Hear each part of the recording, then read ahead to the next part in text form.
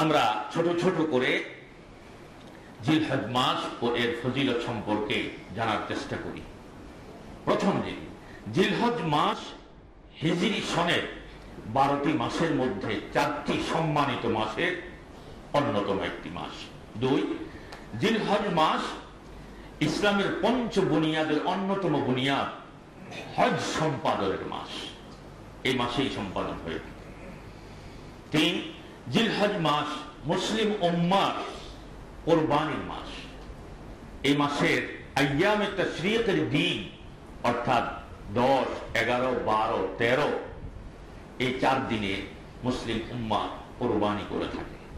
উত্তম 10ম তারিখে করা, কোনো কারণে সম্ভব যদি না হয় তাহলে 13 তারিখ সূর্যাস্তের পূর্ব পর্যন্ত করা যাবে। এরপরে হচ্ছে জিলহজ মাস মুসলিম উম্মার দ্বিতীয় বৃহত্তম ঈদ উৎসব ঈদুল আজহার মাস। এই মাসের 10 তারিখে মুসলিম উম্মাহ ঈদুল আজহা উদযাপন করে থাকে। জিলহজ মাসের প্রথম দশক বছরের 36টি দশকের মধ্যে রমজানের শেষ দশকের পর সর্বশ্রেষ্ঠতম ফজিলতপূর্ণ দশক।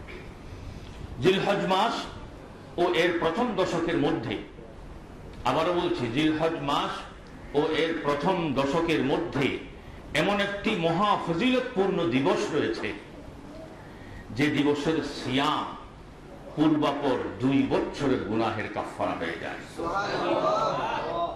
আগের এবং পরের মোট 2 বছরের গুনাহের কাফারা হয়ে যায়। জিলহজ ইসলামিক ক্যালেন্ডার হিজরি সনের সমাপনী মাস। এই মাসের শেষ হওয়ার মধ্য দিয়ে পূর্ণ 1 বছরের পরিসমাপ্তি ঘটবে, অর্থাৎ 1445 হিজরি সনের বিদায় ঘটবে। মোটামুটি এই মাসের ফজিলত সম্পর্কে জানলাম। এখন আসুন জিলহজ মাসের প্রথম দশকের ফজিলত ও মুমিনের করণীয় বিষয়ে জানার চেষ্টা করি। একটু আগে আমরা হাদিসটি পড়েছি। রাসূলুল্লাহ সাল্লাল্লাহু আলাইহি ওয়াসাল্লাম বলেছেন, আল্লাহর কাছে জিলহজ মাসের প্রথম দশকের ন্যায় উত্তম ও মহান কোন দিন নেই। সহিহ ইবনে হিব্বান 3853, মুসনাদে আহমদ হাদিস নম্বর 6154। হাদিসের মান শতভাগ সহিহ। জিলহজ মাসের প্রথম দশকের বিশেষ আমল সমূহ জানার চেষ্টা করি। 1, সামর্থ্যবানদের হজ পালন করা। যাদের উপরে হজ ফরজ হয়ে আছে, হজ করতে সামর্থ্যবান, তারা এই মাসে হজ সম্পাদন করবে। 2, জিলহজের চাঁদ উদিত হওয়ার পর থেকে বেশি বেশি তাকবীর পাঠ করা। জিলহজ মাস কেন্দ্রিক তাকবীর 2 ধরনের। একটি হচ্ছে তাকবীরুল মুতলাক, আম তাকবীর। জিলহজের চাঁদ উদিত হওয়ার পর থেকেই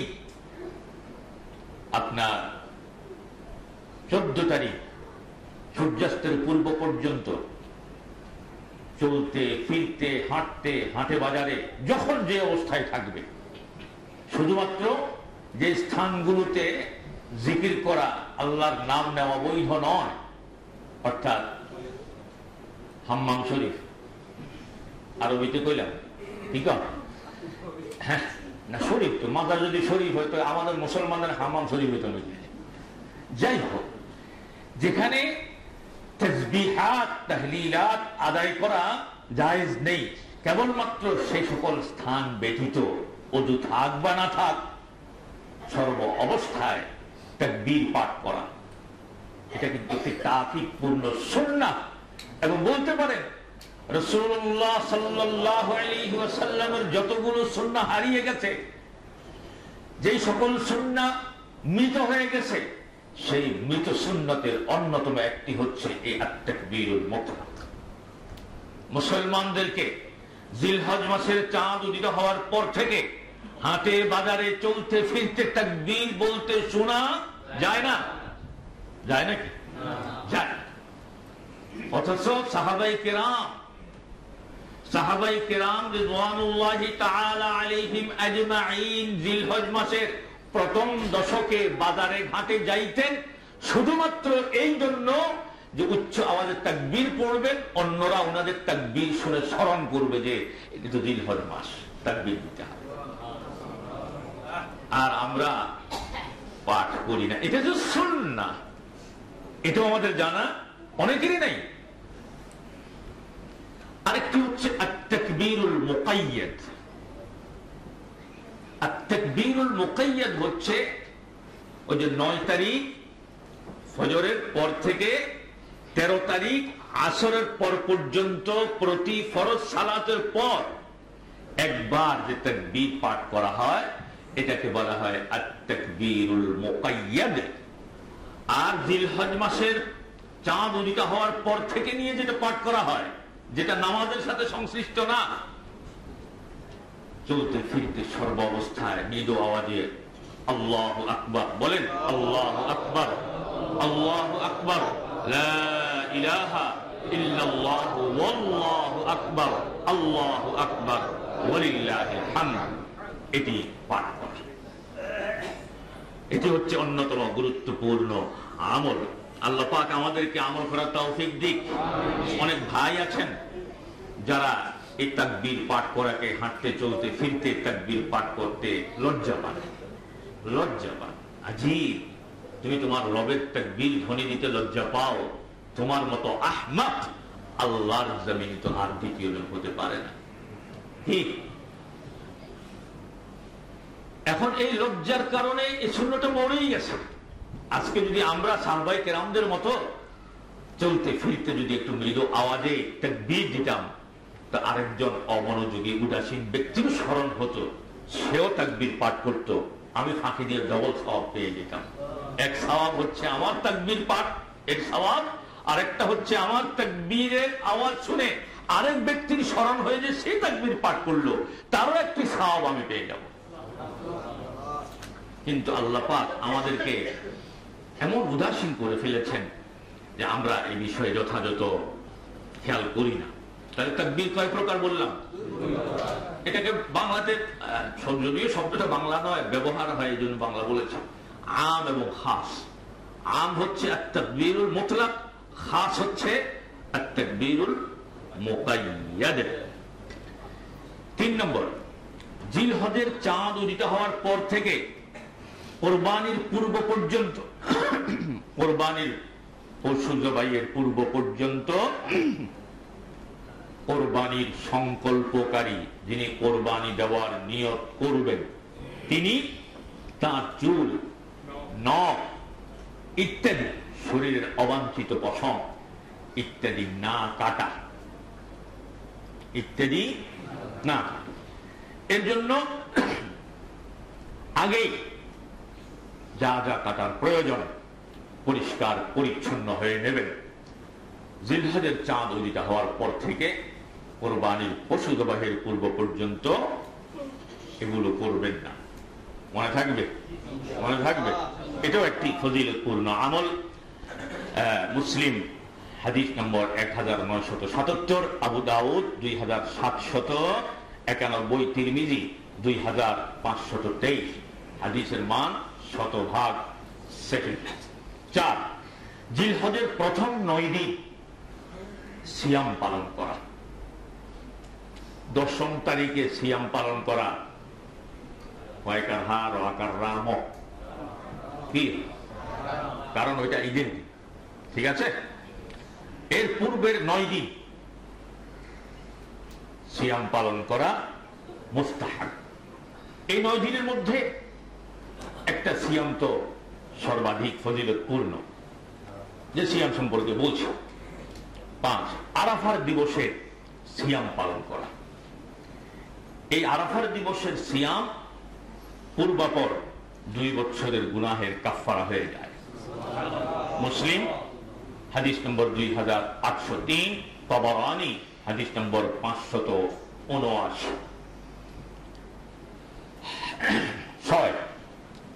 জিলহজ ফজর থেকে 13 জিলহজ আসর পর্যন্ত মোট 23 ওয়াক্ত। কত ওয়াক্ত হয়? মোট 23 ওয়াক্ত ফরজ সালাতের পর একবার তাকবীর পাঠ করা, এটাও জিলহজের প্রথম দশকের আমল সমূহের মধ্যে অন্যতম একটি আমল। 7, আরাফার দিন বেশি বেশি দোয়া করা। ইয়াউমে আরাফা, সেদিন তো সিয়াম পালন করব, সিয়াম পালন করবেন, সাথে সাথে বেশি বেশি করে দোয়া পাঠ করা। একটি দোয়া এই দিবস কেন্দ্রিক আল্লাহ রাসূল সাল্লাল্লাহু আলাইহি ওয়াসাল্লাম বলেছেন, তিনি পড়তেন, আম্বিয়া কেরাম পড়তেন। সেই দোয়াটি হচ্ছে লা ইলাহা ইল্লাল্লাহু ওয়াহদাহু লা শারীকা লাহু লাহুল মুলকু ওয়া লাহুল হামদু ওয়া হুয়া আলা কুল্লি শাইইন কাদির। বেশি বেশি এই দোয়াটি পাঠ করা। এছাড়াও নিজের যত হাজত আছে সেই বিষয়গুলো আল্লাহর কাছে প্রার্থনা করা। তবে কান পেতে শোনেন, এই দিবসে দোয়া কবুল হয় এই দলিলের আলোকে আমাদেরকে ডাইকা সম্মিলিত কোন দোয়ার আয়োজন করা যাবে না। কারণ এটি রাসূল সাল্লাল্লাহু আলাইহি ওয়াসাল্লাম ও সাহাবায়ে কেরাম থেকে প্রমাণিত নয়। ব্যক্তি নিজে নিজে লা ইলাহা ইল্লাল্লাহু ওয়াহদাহু লা শারীকা লাহু লাহুল মুলকু ওয়া লাহুল হামদ ওয়া হুয়া আলা কুল্লি শাইইন কাদির এই দোয়া পড়বে। এরপর নিজের কোনো ব্যক্তিগত চাওয়া থাকলে একা সে নিজে নিজে আল্লাহর কাছে চাইবে, কিন্তু এজন্য কোনো কেয়াস করে হুজুর একজনের ডাইকে যেন দোয়া কবুল হয়, সুতরাং এটা করা ঠিক হবে না। আল্লাহ আমাদেরকে বোঝার তৌফিক দিক। আপনারা রাগ করলেও বলবো, খুশি হলেও বলবো, বলা বন্ধ থাকবে না ইনশাআল্লাহ। এরপরে 8, বেশি বেশি মাসনুন জিকির আজকার করা। কারণ এই দিবসের জিকিরের কথা কোরআনে এসছে, বেশি বেশি করে জিকির। এখন কি জিকির করবেন? কয়েকজন মিলে লাত হইয়া টান দেবেন, ইলাহ মাথা নেবেন, বাম দুধের 3 আঙ্গুল নিচে কলব থাকে, ওনারা আবিষ্কার করছে। এখানে এভাবে করে শুধু ছিঁচবে, লা ইলাহা লা ইলাহা ইল্লাল্লাহ কয় না, বুঝে যায় না। তারা কইলেও কক না, আমরা বুঝি না, বেকুব তো।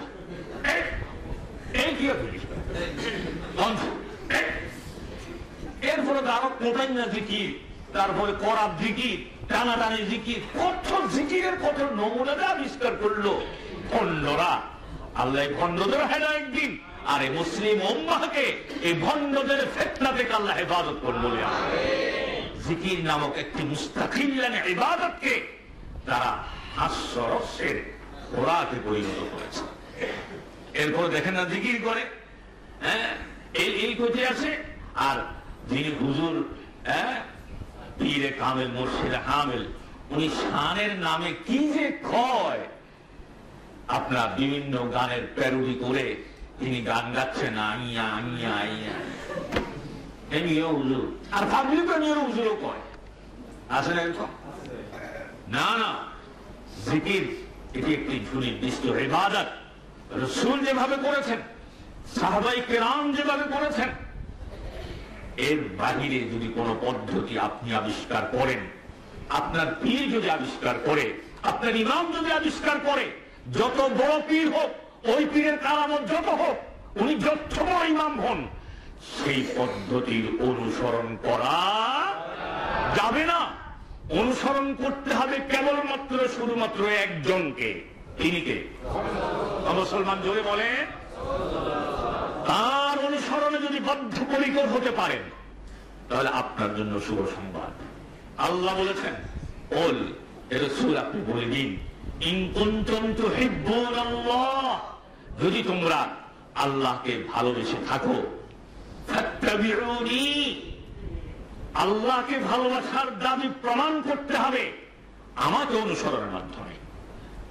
ফাত্তাবিউনি, আমার অনুসরণ করো। আমি যে আমল যেভাবে করেছি, যে পদ্ধতিতে করেছি, সবটার হুবহু অনুসরণ করো। আমার যদি যথাযথ অনুসরণ করতে পারো, ইউহিব্বুকুমুল্লাহ, প্রথম ফজিলত হচ্ছে আল্লাহ তোমাকে ভালোবাসবেন। রাসূলের অনুসরণ করলে আল্লাহর ভালোবাসা পাওয়া সুনিশ্চিত হয়ে যায়। এই একজন ব্যক্তি ছাড়া আর কারো অনুসরণ করলে আল্লাহর ভালোবাসা সুনিশ্চিত হয়, এই মর্মে আল্লাহর কসম কোন দলিল নেই, কোন দলিল নেই। কথা কি বুঝে আসতেছে? কথা কি বুঝে আসতেছে? ইউহিব্বুকুমুল্লাহ, আল্লাহ তোমাদেরকে ভালোবাসবেন। কখন ভালোবাসবেন? আল্লাহ রাসূলের অনুসরণ করলে। এই জন্য আমি বলি, আমরা আল্লাহকে ভালোবাসি এই দাবি প্রমাণ করতে হলে এবং আল্লাহর ভালোবাসা যদি কামনা করি, সেই আমার কামনা আশা আকাঙ্ক্ষা পূরণ হোক, এটা যদি চাই, তাহলে মাঝখানে সেতু বন্ধন রচনা করতে হবে রাসূলের অনুসরণের মধ্য দিয়ে। রাসূলকে যদি যথাযথ অনুসরণ করতে পারি, তবে আমার আল্লাহকে আমি ভালোবাসি দাবি সত্য, আর আল্লাহর পক্ষ থেকে ভালোবাসা পাবো, এটাও আমি আশাবাদী হতে পারি। আরো একটি মহা শুভ সংবাদ রয়েছে রাসূলের অনুসরণকারীদের জন্য। মানুষ হিসেবে ভুল ত্রুটি হতে পারে, গুনাহ খাতা হয়ে যাবে। আল্লাহ বলছেন, যদি রাসূলের অনুসরণ যথাযথভাবে করতে পারো, ওয়ায়াগফির লাকুম যুনুবাকুম, তোমাদের সকল গুনাহ আমি মাফ করব। এই পৃথিবীতে আর কোন সত্তা, আর কোন ব্যক্তি পাবেন না যার অনুসরণ করলে আল্লাহ তার গুনাহটা মাফ করে দেবেন। এই জাতীয় কোন শুভ সংবাদ আল্লাহ দেন কেবলমাত্র আল্লাহ রাসূলের জন্য খাস। আল্লাহ রাসূলের অনুসরণ করবেন, আল্লাহর ভালোবাসা পাবেন। রাসূলের অনুসরণ করবেন, গুনাহটা মাফ হয়ে যাবে। রাসূলের অনুসরণ করবেন, আপনার জন্য জান্নাত সুনিশ্চিত। রাসূল ওয়াদা করেছেন, কুল্লু উম্মতি ইয়াদখুলুনাল জান্নাতা ইল্লা মান আবা। কিলা ওয়া মান আবা ইয়া রাসূলুল্লাহ? قال মান আতাআনি দাখালাল জান্নাহ, মান আতাআনি দাখালাল জান্নাহ। যে ব্যক্তি আমার যথাযথ অনুসরণ করবে সে জান্নাতে প্রবেশ করবে। ওয়া মান আসানি ফাকাদ আবা। আর যে ব্যক্তি আমার নাফরমানি করলো, আমার সুন্নাত অস্বীকার করলো, সমাজের প্রচলন, পীর মুর্শিদের প্রচলন ইত্যাদি বলে আমার সুন্নাতকে অবজ্ঞা করলো, সে আমার নাফরমানি করলো, তার ঠিকানা হবে জাহান্নাম। আল্লাহ আমাদেরকে বুঝার তৌফিক দিক। তাহলে জিকির আজকার কিভাবে করব? বলে রাসূল সাল্লাল্লাহু আলাইহি ওয়াসাল্লাম এর সুন্নাহর অনুসরণে করব। 9 ঈদুল আজহার সালাত আদায় করা, এটা তো প্রথম দশকের অন্যতম আমল। 10ম তারিখে আমরা ঈদের সালাত আদায় করে থাকি। 10 ঈদের সালাত আদায়ের পর অহেতুক বিলম্ব না করে দ্রুত কোরবানির পশুর গলায় ছুরি চালিয়ে দেওয়া। আমাদের সমাজে তুলে তো রাগ করবেন, করবেন তো? করবেন তো? আমরা যদি বলি হুজুর করুন, রাগ করবো, তারপর আমি বলবো, তারপর বলবো। আপনারা যখন না হয়েছেন দুই একজনে, সবাই যদি উচ্চ আওয়াজে বলেন যে হুজুর রাগ করবোই, তারপর আমি বলবো। সেটা কি? কোরবানির ঈদের সালাত আদায় করে অনেকে আছে চলে যান কবরে, জিয়ারতে চলে যান। জিয়ারত করা নিষেধ, ভালো। এই জিয়ারতের দ্বারা পরকালের স্মরণ হয়, হ্যাঁ, এটা ঠিক আছে। কিন্তু কোরবানি ঈদের সালাতের পরপর ওই কাজ না। কোরবানি ঈদের সালাতের পরপর হলো পশুর গলায় ছুরি চালিয়ে দেওয়া। এরপরে আপনি অবসর সময় পেয়েছেন, যা, আপত্তি নেই। কিন্তু আমাদের সমাজের কালচারটা কি? জি, মসজিদের জন্য ভাইয়ের আপনাদের কাছে যাচ্ছে, বেশি করে আল্লাহর ঘর মসজিদের জন্য আপনারা দান করার চেষ্টা করুন। আল্লাহ তৌফিক দিক বলি আমি। আমাদের দান অনুদান আল্লাহ কবুল করে নিন। কিয়ামতে আল্লাহ পাক আমাদের এই দান অনুদান আমাদের নাজাতের ওসিলা হিসেবে বানিয়ে দিতে পারবে আমি। এরপরে যেটা বলতেছিলাম, যে কোরবানি ঈদের সালাতের পর প্রথম কাজ কি? কবর জিয়ারত? কথা কয় না? না, প্রথম কাজ হচ্ছে পশুর গলায় ছুরি চালিয়ে দেওয়া। এরপর আপনি যখন সময় পাবেন, কারণ কবর জিয়ারতের জন্য কোন দিনকে সুনির্দিষ্ট করা শরীয়তে জায়েজ নেই, এটা উন্মুক্ত। যখন আপনার সময় হবে তখনই আপনি জিয়ারত করবেন। কিন্তু আমাদের সমাজে কবর জিয়ারতের হিড়িক পড়ে যায়। আবার ভুল বুঝবেন না, পরবর্তীতে আবার ভুল ফতোয়া দিয়েন না। এমন দাজ্জাল মার্কা ইমাম রাখছে, খতিব রাখছে, কবর জিয়ারত নিষেধ করে। লা হাওলা ওয়ালা আমি কি কবর জিয়ারত নিষেধ করেছি? না, কোরবানির ঈদের সালাতের পরে কোন কাজটা আগে করতে হবে সেটা বলছি। আগে কোনটা করবেন? এটাই হলো মহা ফজিলতপূর্ণ। এই বিষয়ে রাসূল সাল্লাল্লাহু আলাইহি ওয়াসাল্লামের হাদিস রয়েছে। অহেতুক বিলম্ব না করা বিষয়ক যে কথাটি বললাম, এটি আপনারা ইবনে মাজাহ হাদিস নম্বর 3123, সহিহুল জামি' 6490 নম্বর হাদিস পেয়ে যাবেন। 11 নম্বর হচ্ছে, এটিও প্রথম দশকেই হয়, ঈদের সালাত 10 তারিখে হয়, এই জন্য পয়েন্টটা যোগ করেছি। পরস্পর শুভেচ্ছা বিনিময় করা। সাহাবায়ে কেরাম পরস্পর শুভেচ্ছা বিনিময় করতেন এই ভাষায়, তাকাব্বালাল্লাহু মিন্না ওয়া মিনকুম, আল্লাহ তাআলা আমাদের ও আপনাদের নেক আমল সমূহ কবুল করে নিন, এই ভাষায় ওনারা দোয়া করতেন। ফাতহুল বারী 2য় খণ্ড 446, 12 এবং শেষ। অন্যান্য দিনের ন্যায় প্রথম দশকে বিশেষ আমলের কথা তো বললাম, আম যে কথাটি সেটি হলো অন্যান্য দিনের ন্যায় ফরজ সালাত আদায়ের পাশাপাশি নফল সালাত, দান সাদাকা, তাওবা ইস্তিগফার, মাসনুন জিকির আজকার, দোয়া, রাসূলুল্লাহ সাল্লাল্লাহু আলাইহি ওয়াসাল্লামের প্রতি বেশি বেশি দরুদ পাঠ ইত্যাদি আমলে সালেহ বা নেক আমল অব্যাহত রাখা। এই দশকের এই আমলগুলো আমরা করবো ইনশাআল্লাহ। অহেতুক উদাসীনতার কারণে এই মহা ফজিলতপূর্ণ দশককে আমরা হেলায় খেলায় নষ্ট করব না। এই মহা ফজিলতপূর্ণ দশক, আল্লাহ পাক আমাদের সকলকে এই মহা ফজিলতপূর্ণ জিলহজের প্রথম দশককে যথাযথভাবে কাজে লাগানোর তৌফিক দিন বলি আমিন। আজকে জুমার আলোচনায় সার কথা যেটা, যে আপনারা জিলহজ মাসের প্রথম দশক মহা ফজিলতপূর্ণ, এই দশক সম্পর্কে আমার দেশের অধিকাংশ মুসলিম উদাসীন। এই দশকের অন্যতম আমল জিলহজ মাসের চাঁদ উদিত হওয়ার পর থেকে বেশি বেশি তাকবীর পাঠ করা।